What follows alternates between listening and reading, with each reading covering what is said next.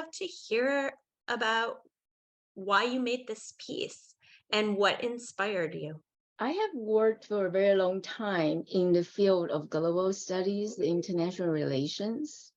And so, just to be exact, since 1996. So I have observed and been part of a lot of conversations focused on resolving conflicts. And I observed that people will spend years talking about the same thing, but they cross each other. They can't head-on communicate, they just cross. And I felt that it has a lot to do with way of expression, and people don't understand each other.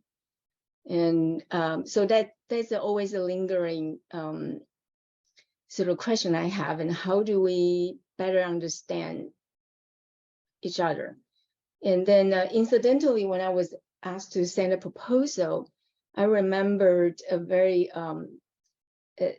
fond memory of a neighbor's daughter who was 6 years old. She visited me, and I gave her a cutout of like a cookie cutout, but it's a person. And there's a stack of this cutout, and I say, pick one that with the color. She didn't pick her own skin color. And I said, in the front, maybe you draw something. It can be a glove, a small thing that's meaningful to you.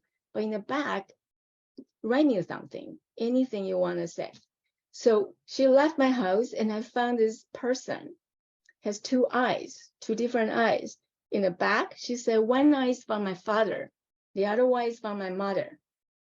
And I was really touched. At 6-year-old, she has to learn to negotiate between culture. Her father is from the Netherlands, and her mother is from the Far East. And so that was a really